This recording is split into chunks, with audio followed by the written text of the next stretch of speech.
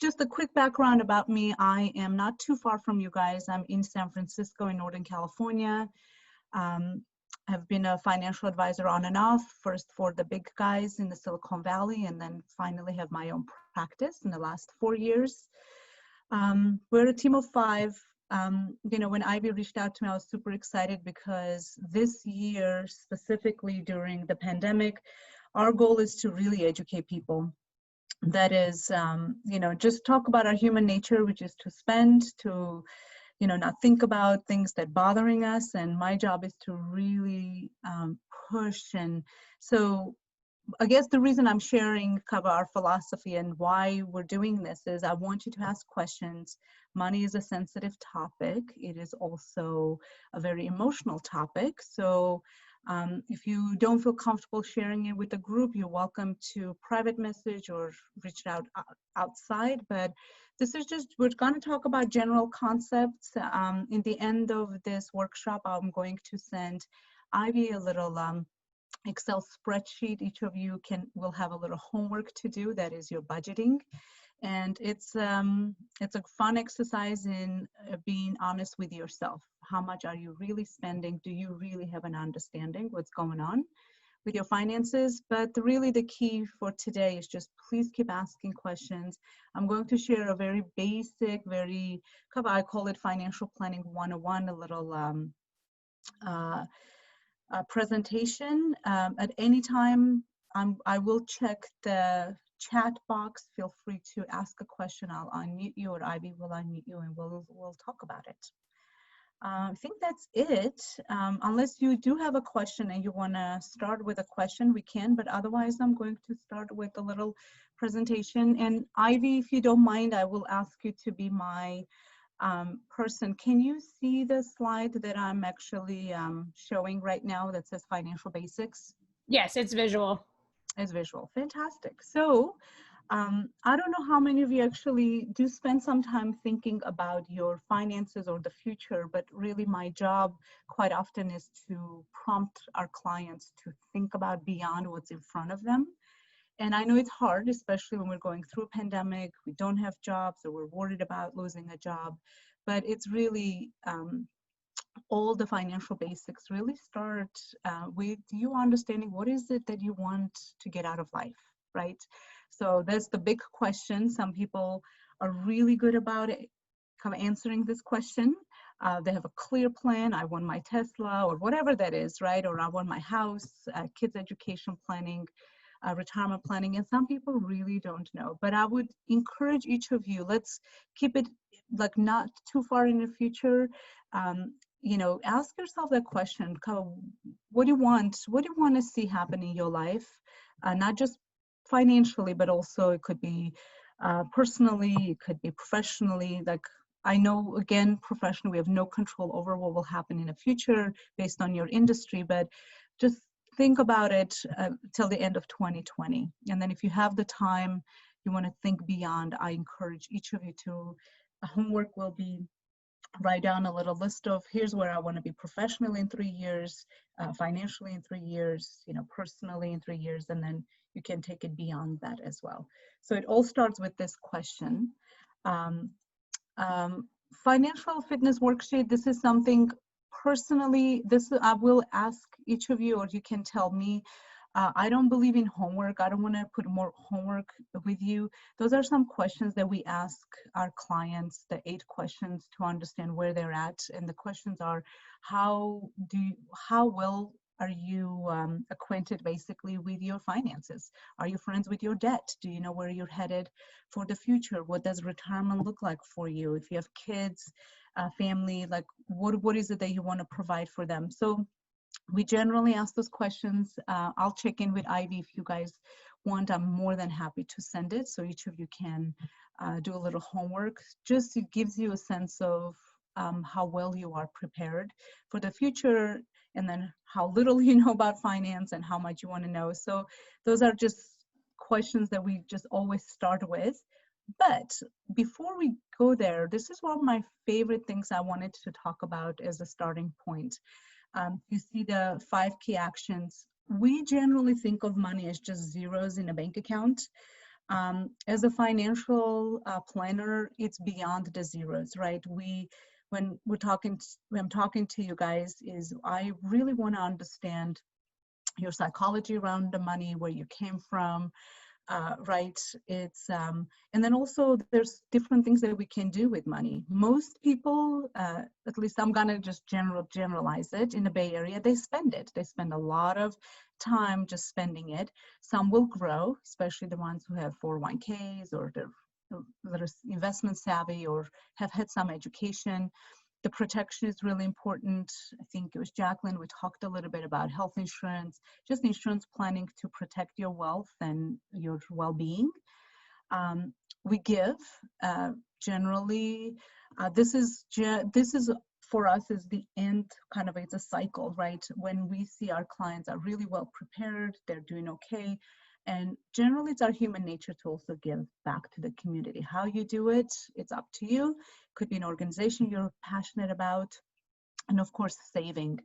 Again, I would love to hear a little bit of, maybe do a little toll and see how many of you actually do all those 5 things with your dollars, right? Most of us, we just think about spending or perhaps growing, giving, but generally the concrete financial plan will involve all of those 5 aspects in terms of your dollars. The only other thing that I think about, it's not in this slide, is again, it's not just about the zeros. I always have to think about the taxation, which is a big problem that we have, especially in California. We live in an expensive state, as well as location of your dollars. Is it safe, or is it an aggressive environment? Is it accessible, or perhaps it's tied to your home? So there's a lot of things that we think about when it comes to dollars. Excuse me, I know I'm talking really fast. Let me know. So, and then what I would like to do is just go through each of those categories, and I will pause just to see if you have any comments. And saving, it's to me, most people that I talk to, 99.9% of the people I talk to, they have the greatest intentions. They all want to save, but we just simply don't, right? It's just when we see dollars, we spend it. But as I mentioned earlier, as I was chatting with Jacqueline, is if we don't save and prepare for tomorrow, you know, we just really don't have a financially secure future. Yeah, that's pretty much it. And if you don't mind me asking, maybe can we do like a hands? Ivy, I just want to make this an interactive, like how many of you, you know, consistently save every single month? I'm not sure. Here we go. Here's Zelda. Thank you. I just see. Yeah. Here we go. There's Wendy. Fantastic. And as I was, 1 second, I'm gonna actually go back real quick here. That's phenomenal. So thank you for your for playing the game with me with the hands. It's a little challenging not being together. So math is of course a science, and we simply know that if sooner we start saving, better off we're going to be in the future. The reason I really love math is because we know that, you know, 50% of our wealth in the future will come from that very first 10 years of saving and investing. And let's also pause for a moment and talk about how saving is a very different concept than investing. We can save in a bank account, which I encourage as a planner to have, you know, money in a bank account at all times. That's 6 months of your expenses. If you don't already have it, I encourage all of you, make that as a priority, especially right now where we're going through. That's the foundation of all financial plans, having an emergency fund, 6 months of your expenses in your bank account. However, but if we keep a large capital in a bank account, unfortunately, banks are paying less than 1% currently. The inflation rate in California is 3.2. If you don't know what inflation is, that's costs of goods and services. They grows by 3.2% each year. Plus, the money in a bank account is taxable. So if we keep a lot of money in a bank account, we really are not going to see a lot of growth. So how the wealth is built, we gotta save and invest. So we're earning more than 3% to actually grow our dollars. So coming back to math, we just know that anyone who starts saving about 20% and invests, and that just guarantees, and you do it consistently month after month after month. And I always tell my clients, see the bigger picture. The bigger picture is that you're only saving 12 times a year. It's really, it's just building a habit. Just like exercising, we gotta just build that habit. So 20% is the magic number. Think about it, and here I guess I jumped ahead of time. Having an emergency fund is incredibly important. And based on my conversation with Ivy, I understand that a lot of you guys are out of work, and a lot of people here in the Bay Area as well lost their jobs, right? They thought they had comfortable jobs, let's say Airbnb or Lyft, and they don't. They were let go. So emergency fund is there to protect you against going into debt, to prepare you for an unexpected event and expenses. Again, I'm going to just pause. If you have a question, please chat, and I will try to get to you guys. Let's do this. Emergency fund is just giving you a little, some statistics. You know, most Americans don't even have $400 in their account, just, you know, to cover expenses. And actually the number is actually grim. I'm going to pause for a moment because there's a few questions coming up. Zelda is asking, is the emergency fund the same as savings or a separate account? Emergency fund is the savings. Ideally, you will have a checking account. That's where I call that floating account, because the money comes in, goes out, because we've got to pay rent or mortgage, bills. Savings account is that your emergency fund, about 6%. I also think of emergency fund as an opportunity fund too. So it's not a, do not ever touch it. It's there if your car needs new tires. I used to say when you find those cheap tickets to Europe, but now we can't go anywhere. But it's really there, so you're never worried about money. Again, Barbara has a great question, so I CC. To me, really, emergency fund is a fund that is in the bank. Why? Because banks have, they're FDIC insured, right? They're going to protect you up to $250,000. Plus, it's accessible, it's liquid. So regardless if it's checking or a savings, it's up to you. Unfortunately, neither accounts are paying very much in interest.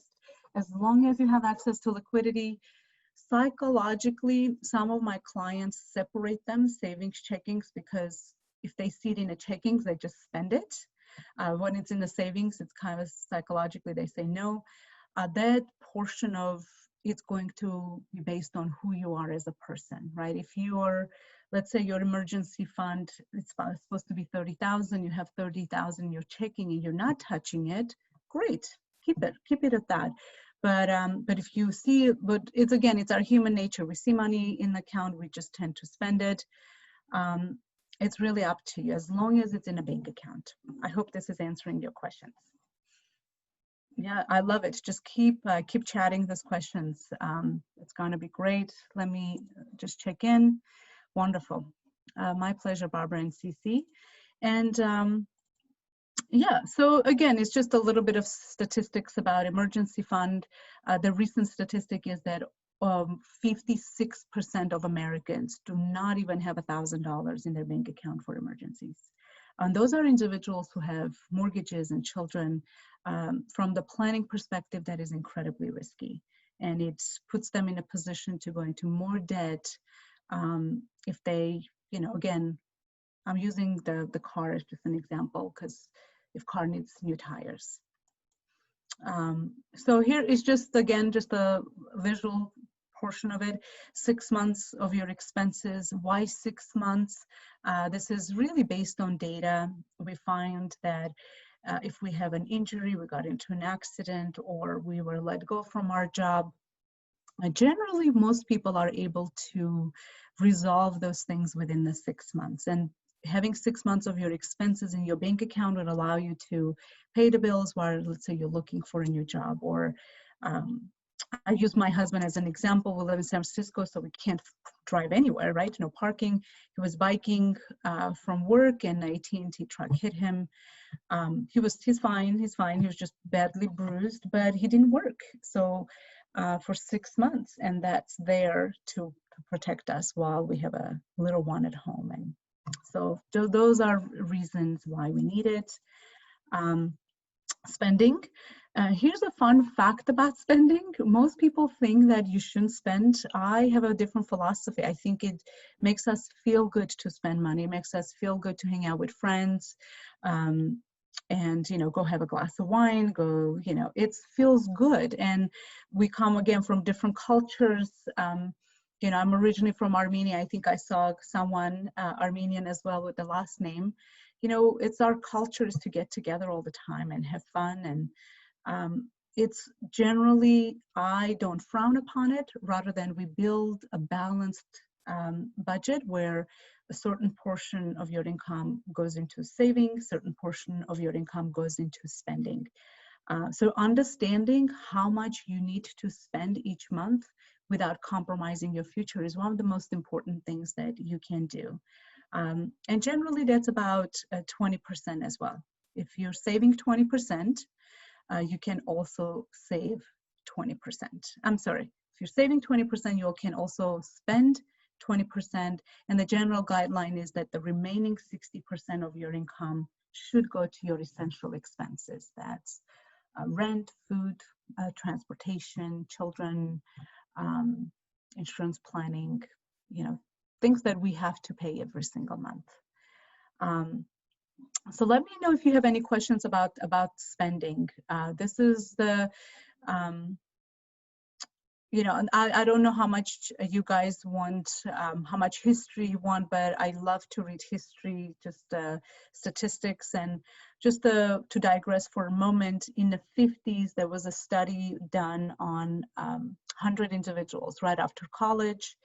Granted, unfortunately, it was 50, so they only talked to men, not women. Quite unfortunate, but they talked to all 100 individuals, asked them what their dreams are for the future. And of course, every single one of them talked about successful careers, successful taking care of their family and kids and wealth. And then they followed up with them 40 years later. And statistics were really grim. I think a few of them had passed. Only one was wealthy. 4 or 5 of them were comfortable, like they were going to be okay and maybe even live a legacy for their loved ones. Everyone else was broke. And basically the study revealed that it wasn't because they didn't earn enough money. It just, the study revealed that they just spent it. They just basically, it was a lifestyle. So if they wanted to golf, they did. If they wanted to take that very fancy vacation, they did, and they didn't save. Yeah, I want to see if you guys have any questions. Yeah. Good. All right. So how many of you track all your expenses? I know it cannot be fun to track all your expenses. Generally what thank you, Barbara, I see you track. I think it's actually incredibly important, not necessarily to be militant about it, but understanding your expenses, it's really, really important, and tracking them. So there's certain expenses we all know by heart, right? That is ingrained in our brains. That's mortgage or rent or car payments or car insurance. We have no choice. We got to pay those, and we know those numbers by heart. But understanding, your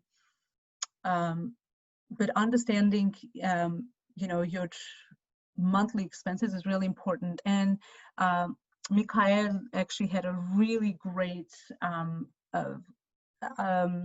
thing about with all the subscriptions, it's actually a bit tricky to track expenses. You're right, it is the subscription environment that we live in. It's really important to actually understand it. What are you subscribed to, right? Personal story, I just recently discovered that I've been paying Fabletics, which is actually owned by Kate Hudson. It's like a workout stuff, for months. And I've been paying them $50 a month, and I'm not buying anything or getting. So understanding, what are you subscribing to every single month? Is it your, your Amazon, your, Spotify? I'm trying to see, maybe it's Wall Street Journal for me. But I know it's, no, you probably don't want to deal with it, but you must, right? Guess what I did? I just canceled that subscription, $50 a month. So I encourage all of you, as we come done with our workshop and I send you the budgeting sheet, just spend some time and just really do it. You might realize that you're spending a lot of money on things that you don't necessarily need. Yeah.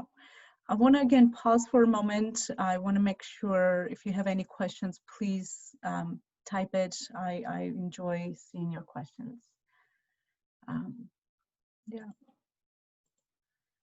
The rule of thumb is if you're not using that particular subscription for about 3 months, if it's whatever service it is, if you're not using it, you probably don't need it.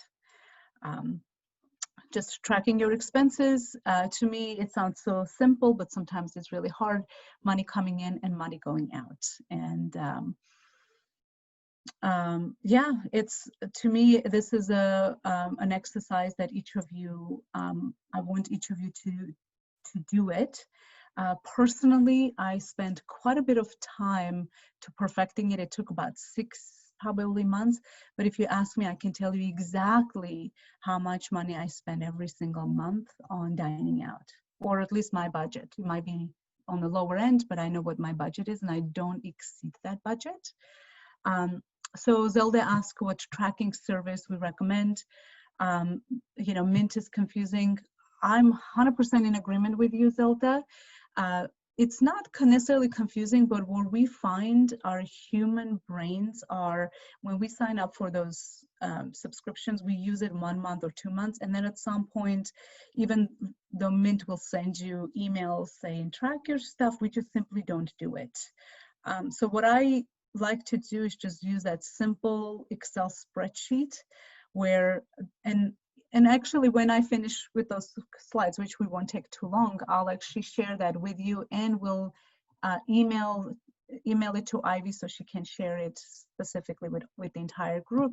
So what I do is I like to say, okay, how much, what's my budget and how much can I spend, let's say, on dining out and supporting local businesses. So for me, that's $100 per week. Right? And it's like, okay, $100 per week, I can do whatever I want. I can go get that coffee, order from Indian food, or doesn't matter, but that's it. If I spend that $100 per week on that discretionary, or let's say if I spend it by Thursday, that's it. I'm not doing anything Friday, Saturday, Sunday. I'm doing something that brings me joy, like going to the beach or going hiking, that doesn't really require funds. But also, and there's certain bills that the tracking will be really easy because those are constant. Let's see, and I'm reading your comments, Zelda. Yeah, actually, Sarah mentioned it, and I agree that a YNAB app is actually really good. That's the one I generally recommend. It's just, maybe it's me, but I'm finding what happens sometimes, my clients just start ignoring those apps. And but I agree with Sarah. It's very intuitive, the YNAB. So check this out. Good. The next slide is just basically what I just talked to you guys about. Those are general concepts. Here's the good news and a bad news scenario here. In California, we find that unfortunately it requires more than 60% of our income to pay for our essential expenses. That's housing, food, loan, debt that you have, transportation, insurance planning.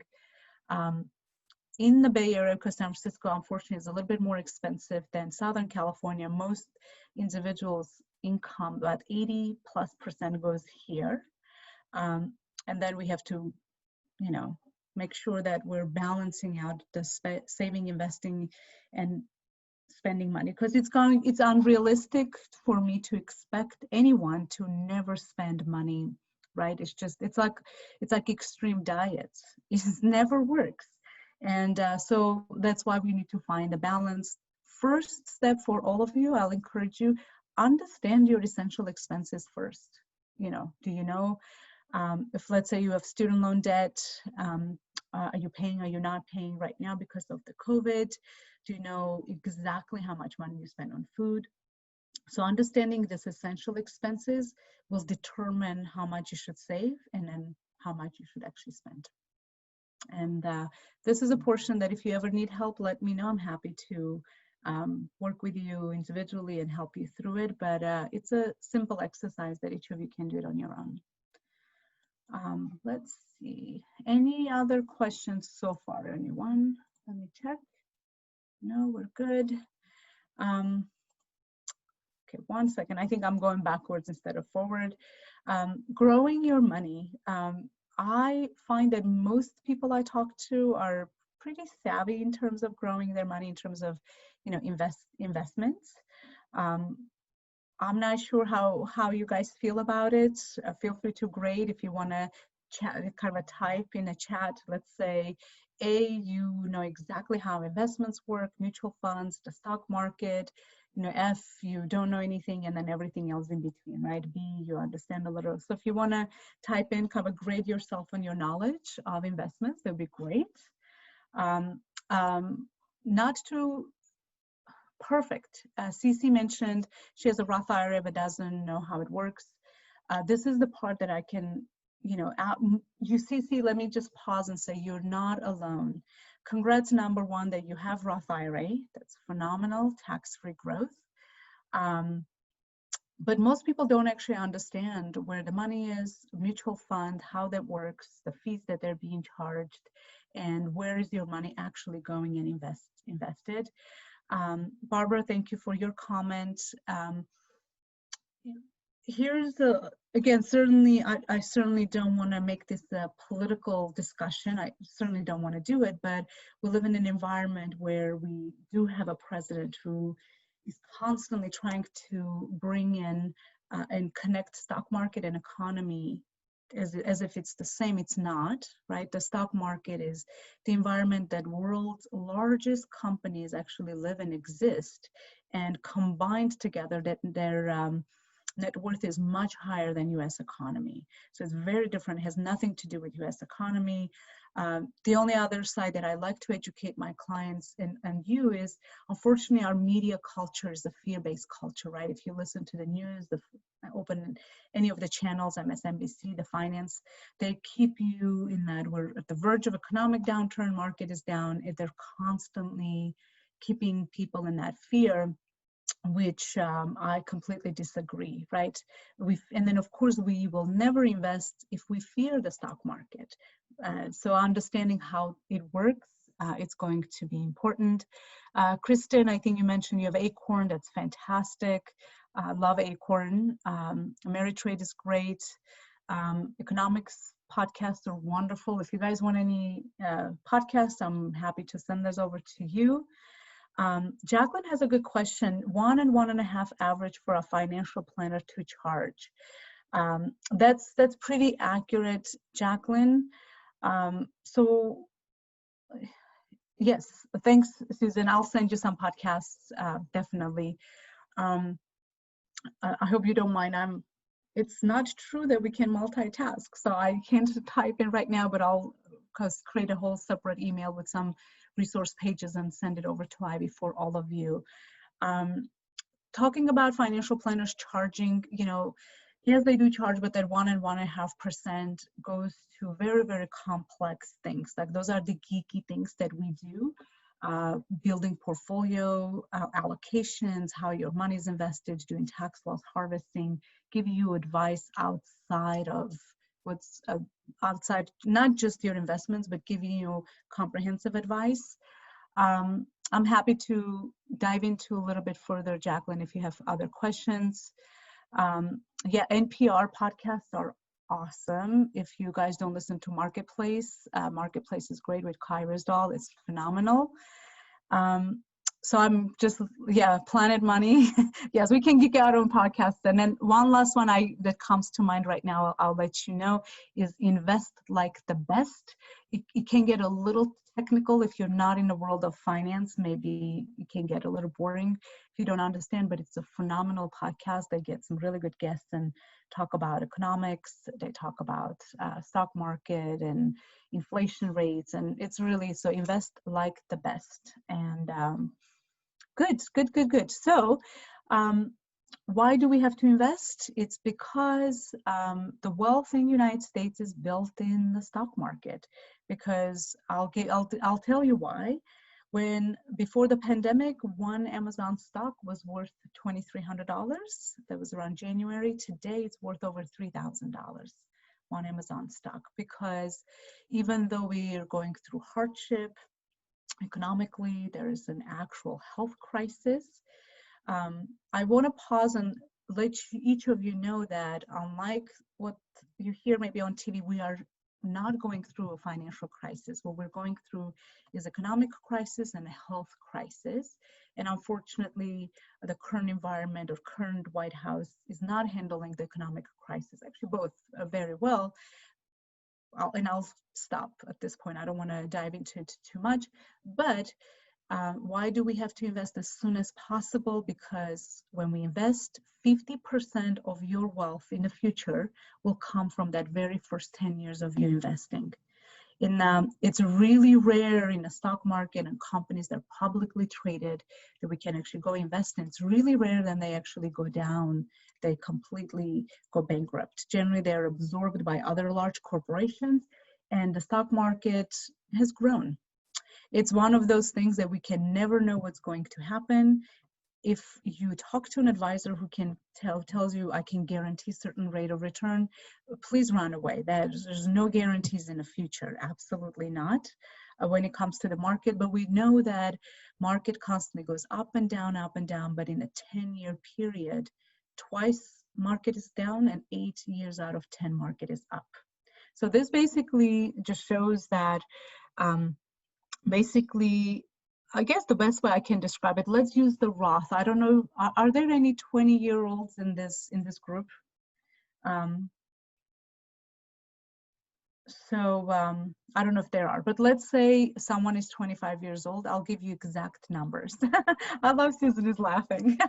I'm not in my 20s either. So well, let's start. If let's say you're 25 years old, you have a little bit of extra cash. All 25-year-old has to do is invest $380 every single month in a market and not touch those dollars for 40 years, and they'll have $1 million. I'm 42, I'll say it. For me as a 42-year-old, if I want to have $1 million in the future, I have to invest around $1,500 every single month without missing a month in order for the money to compound and grow into the future. So Mikhail has a really good question. If we invest on something, how do we get the physical money back later on? So here's what I tell my clients as a planner. If you think you're going to need your dollars within the next 2 to 3 years, investing in the stock market is incredibly risky because we just don't know. We live in right now we're going through crisis. Election years tend to be volatile years. We have to be in a market at least 10 years. That's it. So that's why 401ks, Roth IRAs, or traditional IRAs, other retirement accounts are so successful because we don't touch them. And when we arrive at 60, 59 and a half, when you can't touch them, all your money is there, plus it has doubled or tripled, quadrupled your dollars. And even though it will still fluctuate, those dollars, your principal that you've put in it will never be lost. So with my clients, we take a very strategic approach. If you need your dollars in 10 years, it's a very, very different approach in how risky your portfolio is versus someone who, let's say, Whitney said she's 34, she feels behind. You know, you're fine, Whitney. I know that you feel behind, and the truth is, let me actually let me just kind of finish my last thought first, and then I'll come back to you, Whitney. So if we have the 20-year timeline and we know we will not touch those dollars for 20 years, likelihood of you losing your money is zero. The only time we lose money in a stock market is we didn't plan correctly, we didn't have an emergency fund, we had an aggressive portfolio, something unexpected happened that we needed funds, and we were forced to sell those funds during the time like the ones we live in today, right? Volatility, constantly one day market is up, one is down. We're expecting another downturn in the next few months. So that's why when we're planning, it's not, by no means, I don't want you to take this as an invitation to take all your dollars and invest in the stock market. Please don't do that. Having a protection is most important. Have an emergency fund, have all the insurances in place, and then think about what are your goals, right? And then we set aside small amount that you're just not gonna touch for years. Whitney, coming back to you, if you don't mind, you said you feel behind. The truth is, we all feel behind. I'm sure you guys know who Warren Buffett is, right? There was an interview with him. They asked him, when was his first investment? And he said, I was 7 years old. And then he said, and I feel I was 7 years behind. What does that mean? It means he lost 7 years of compound interest. So the good news is you're still in your 30s, you have at least 30 plus years of investing. Generally in a stock market, if you're investing consistently every single month, your wealth doubles itself every 10 years. So you still have time. But with that said, we do follow the philosophy of the wise man of Warren Buffett is, when do you invest? We say before the sundown, right? It doesn't matter about the dollar size. I'd rather my clients invest $100 today than wait, you know, in the future and invest $1,000 in the future. You will miss out on the growth opportunity. I know I hope I'm not digressing. I want to see if you guys have, is this helpful? Yes or no, maybe thumbs up if you have additional questions. And then we'll talk more about other fun stuff. Okay, and then Mikhail, I don't know if I answered, or Mikhail, I don't know if I answered your question about when you get your physical money back on. It's that, you know, 20 years. If you cannot touch for 20 years, you're good. Basically, your risk goes down to zero, but in the first year when you're investing, your risk is about 48%. So that's why we always recommend, please do not touch those dollars for at least 5 years, please. Okay, great. Thank you for your feedback. And let's see, protection piece. I kind of dove in and out of the protection piece. You know, generally protection piece has about 3 layers. We talked a lot about, you know, emergency funds, but also protection piece, at least in this country, is having insurances, because you only have a financial plan when you're healthy, meaning you're able to go to work and earn income. So understanding your health insurance and your health insurance coverage is incredibly important. So if, for example, when we discover that a client's health insurance has a high deductible, we might actually change the amount of emergency fund they need to keep just in case, right? The second level of protection is that I'm not sure if the union does it or not, but California state mandates that we have short-term disability, that if you're hurt, injured, can't go to work, you have coverage for 3 months. Long-term disability is if your injury takes longer than 3 months to recover. Then at that point, the state benefit is done, then who's gonna pay your bills, right? When we're young, we're in the process of building wealth, we don't have enough wealth yet to, you know, to take care of us for years. all our clients, we do analysis of their work benefits, make sure they have the long and short-term disability insurance. And I think what Jacqueline was asking me about, if this is all about life insurance.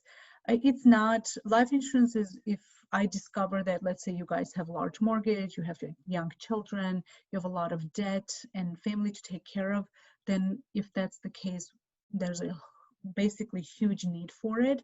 It's not a good need for everyone, especially when you're young, no kids, you probably don't have any needs for it, unless you have a lot of debt. Because unfortunately with debt, if any of you here have private student loans, those loans never go away. Even if you pass away, your loved ones inherit that debt. So those is, again, this is the type of geeky stuff that we do as planners, making sure that our clients are protected, but health insurance is number one. And so protection is really, really important.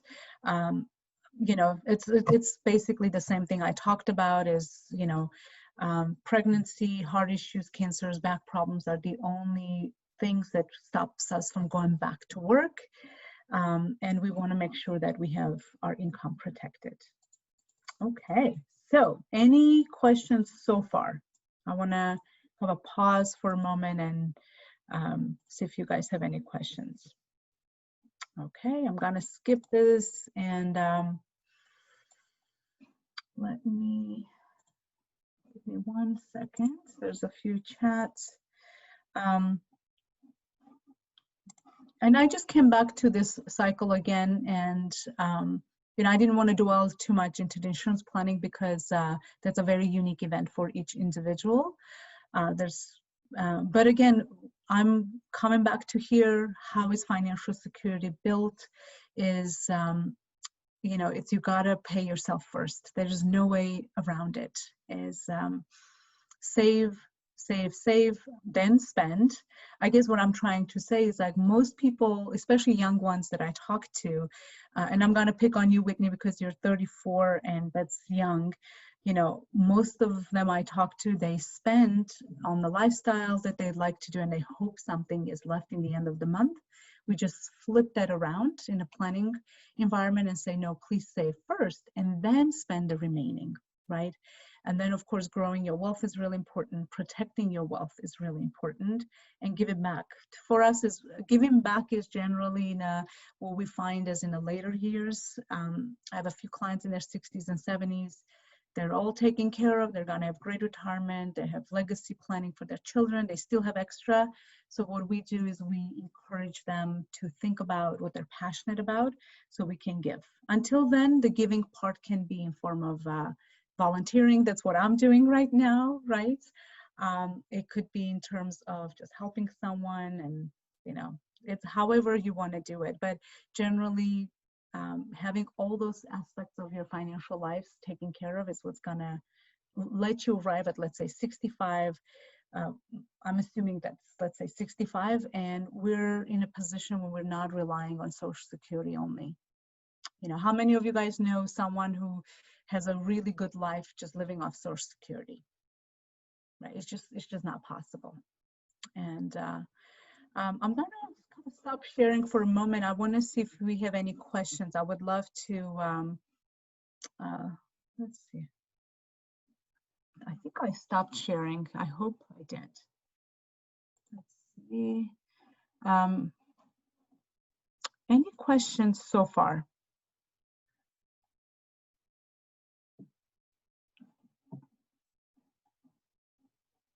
Okay, so if you guys are up for it, oh, good. Sissy, would you either unmute yourself or you can type the question. I would love to hear your question about debt. Hi, I did type the question, but I'll just go ahead and say. Oh, I'm so sorry. I think I couldn't.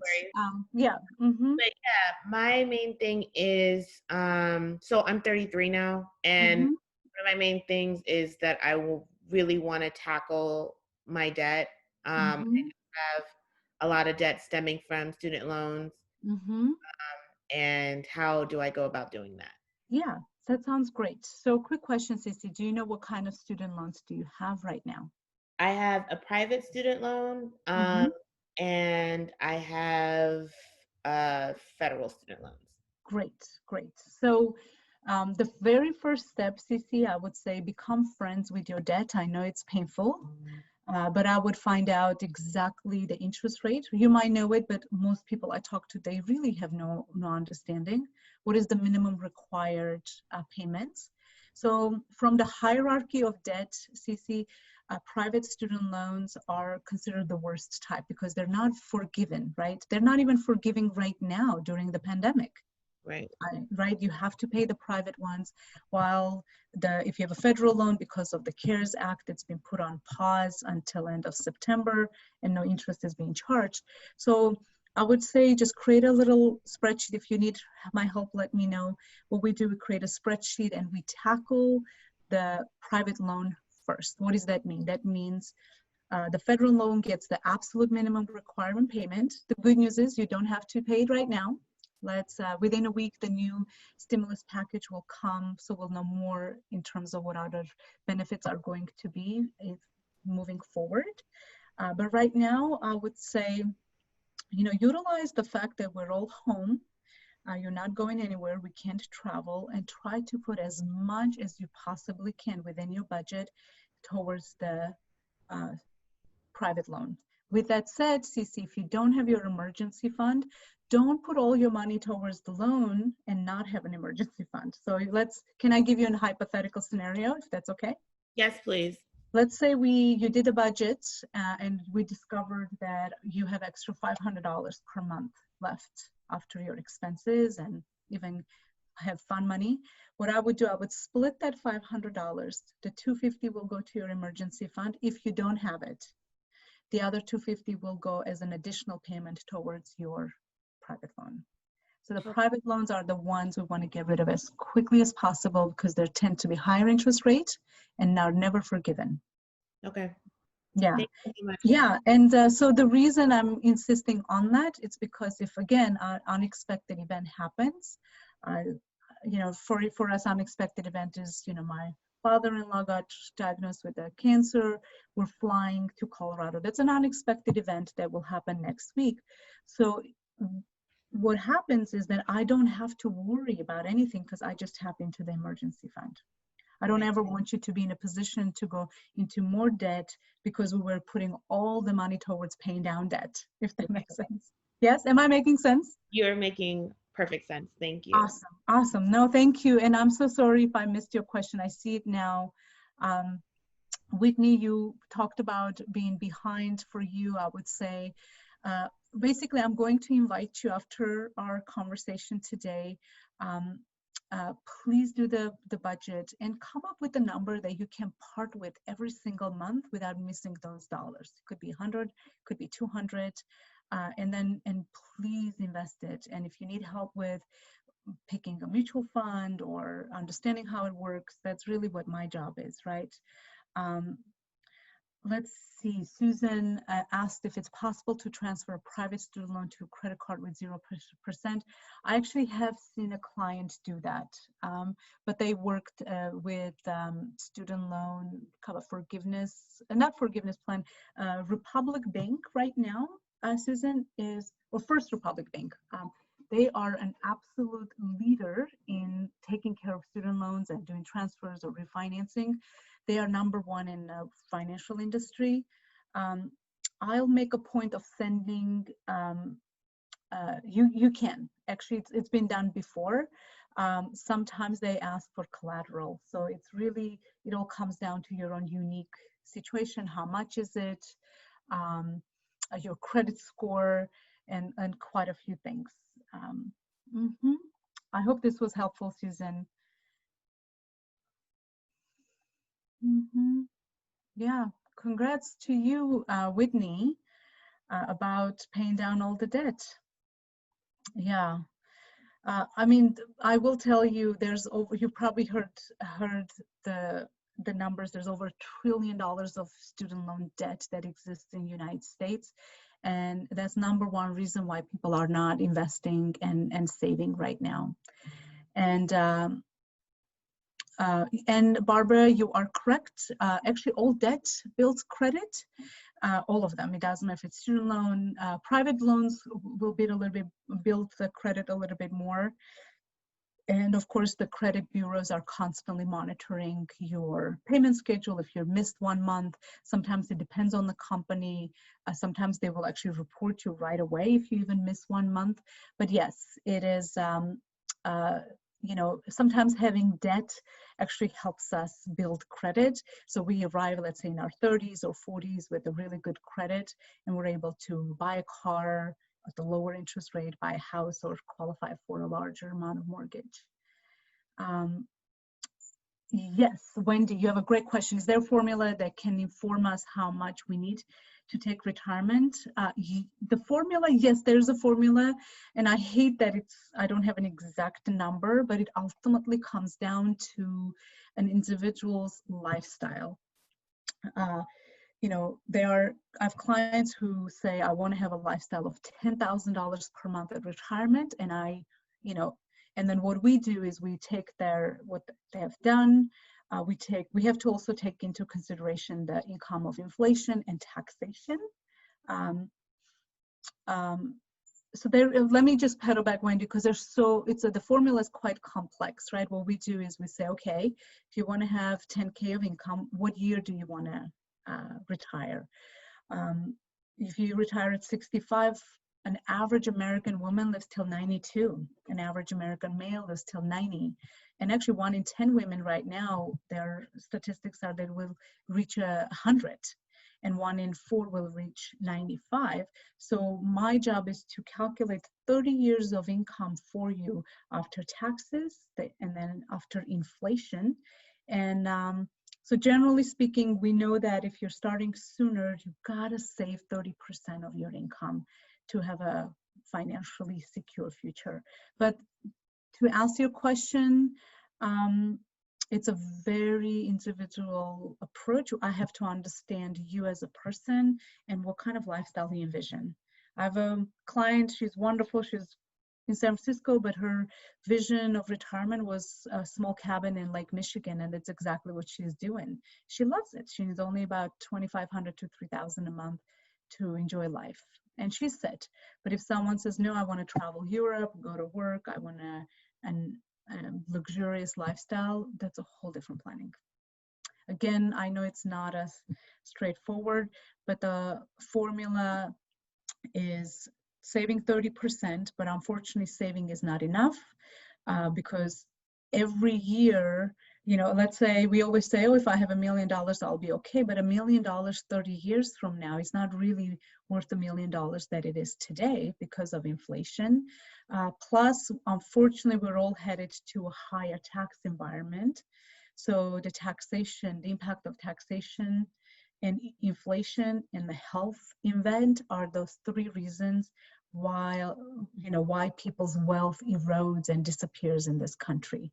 So those are the main 3 risks that we have to cover. So good question, Wendy. Consulting a retirement professional, yes, I encourage that absolutely, especially when you get in your 40s, 50s especially. A majority of my clients are in their 50s. And that's exactly what we're doing. It depends on who you talk to. And by the way, I'm answering the question, Wendy's question about how much the cost is. It's going to be based on who you talk to, Wendy. Personally, my team and I, we don't charge a fee because we want to build a long-lasting relationship with our clients. We will only charge a fee if a client comes to us and says, not interested in working with you, we just want to see an actual financial plan. It's about a 60-page document, basically that analysis you're talking about. But we don't charge a fee if a client wants to work with us and if they want us to help them invest, plan for taxes, and all of that stuff.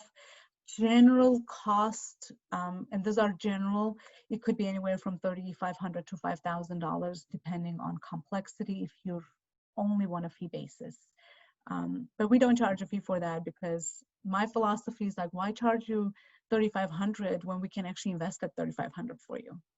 And that's where we come in. So I don't know if this is helpful. Wendy, just let me know. You can unmute yourself if you would like.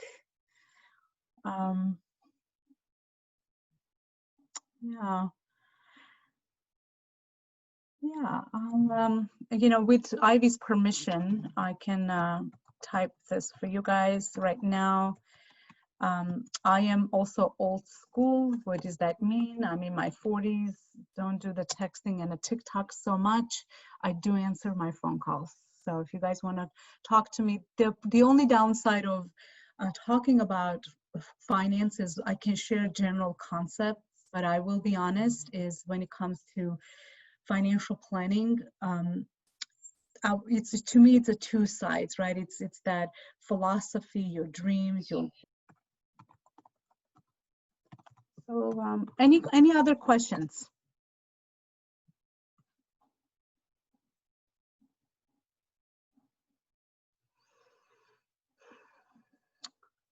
I'll just pause for a moment.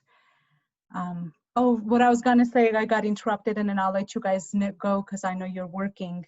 To me, financial planning has it's 90% philosophy and who you are as a person, your risk tolerance, your dreams, your goals, your relationship with money. Our background is really important. You know, and then it's 10% the math, because if you do it, the math is easy. Each of you can go online right now, type in the Google, let's say financial calculator, rate of return, how much money you can invest. It will show you what's going to look like in the future. But what we deal with, I would say, is their human behavior, who you are. So when I talk to my clients, I know who they are and how they feel about market volatility, you know, how they feel about the future. Some are comfortable, some aren't. How, you know, some clients are nervous, so we keep more cash in their account. So it's, when it comes to truly planning, it's a very unique event. And then CC, actually, Ivy, is that okay if we're going over 1 o'clock? Just a quick, if you guys are okay, I'm okay. Yeah, it's not a problem to go over if people have questions and stuff. It's okay. No problem. Okay. So I have about 15 more minutes, and then we can always take it offline if you guys want. How to manage your Roth IRA? Good question, CC. I'm a huge fan of Vanguard, Fidelity, there's Betterment, there's Wealthfront. Those are robo-advising kind of, basically the reason I like them, let's pick Fidelity or Vanguard. Why I like them is because their fees are incredibly low. They use a robo-advising model. What does that mean? It's a purely data-driven model. What the robo-advising does, they just take the data in the past and then create an algorithm that says, okay, if you want to grow your money here, here's your portfolio.